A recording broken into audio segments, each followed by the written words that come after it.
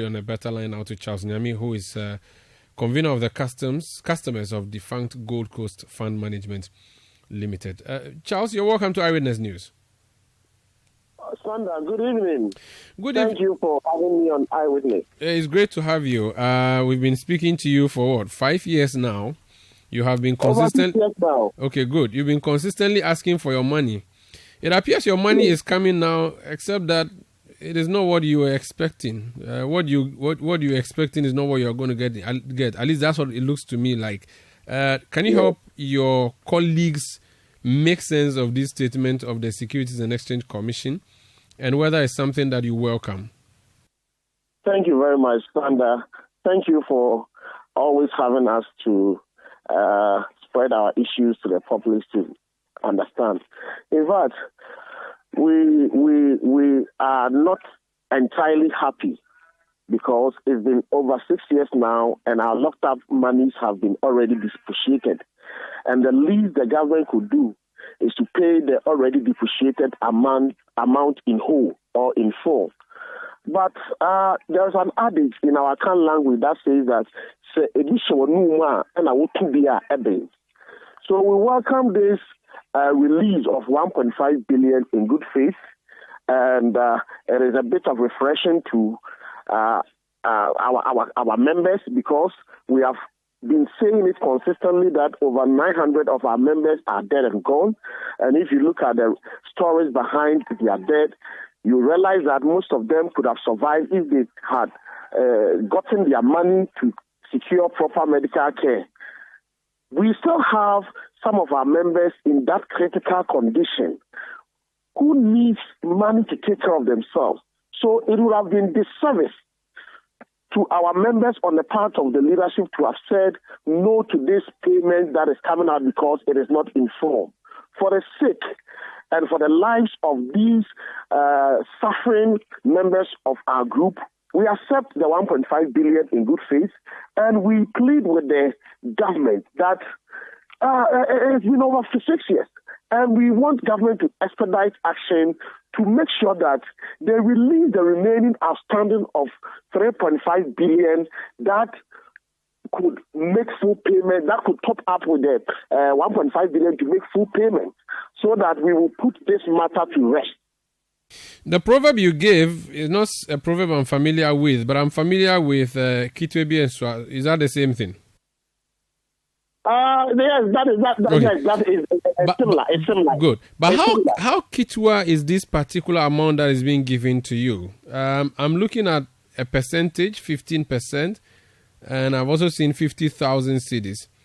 Do you understand that? Can you break it down? What does it mean in real terms? If you had, if you had 100,000 cedis deposited, what does it mean? If you can use that as a means of explaining. Thank you very much.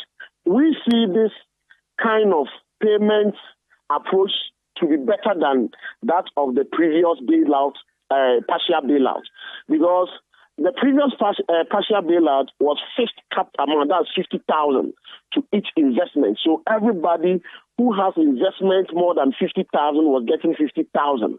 No one was paid more than 50,000. But this time around, if you look at how they have positioned the payment threshold, they have done it in two different ways.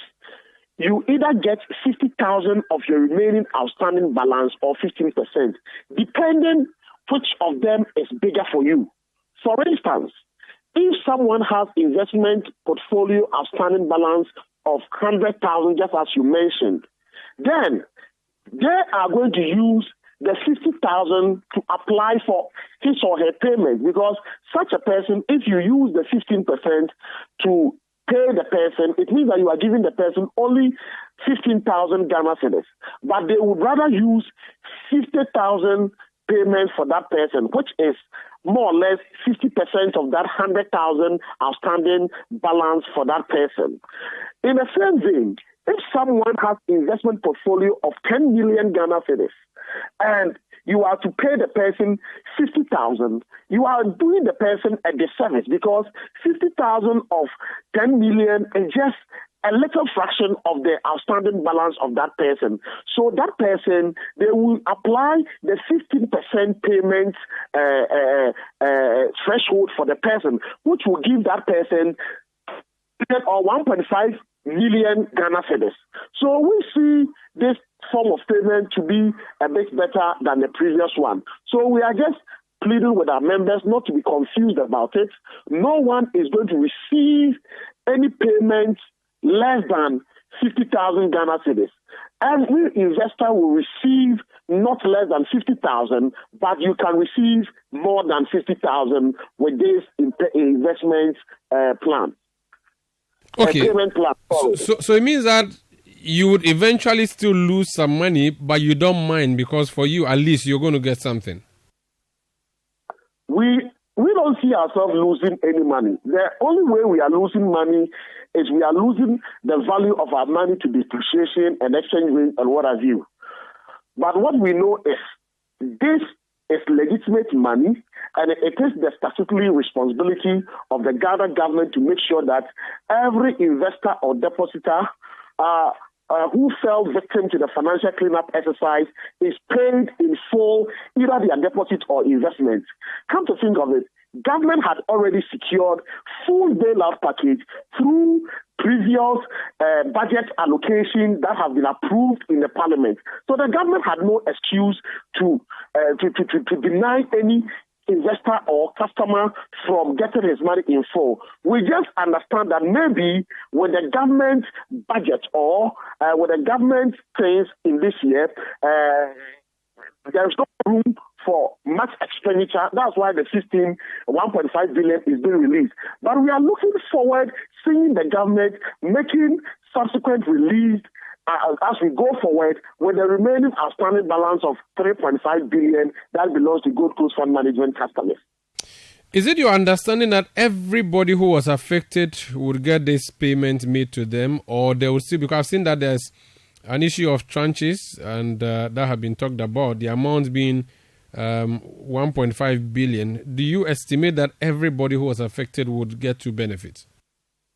Yes, depending on the person meeting the conditions for the payment. The conditions for the payment is that your investment has to be validated. And for that one, we can't blame the government if any customer or member of our group has not validated his or her claims up to this time, because the validation started as far back in 18th November 2019, and it ended July 19th, 2024. So there was an ample time for every investor to have submitted his or her claims for validation.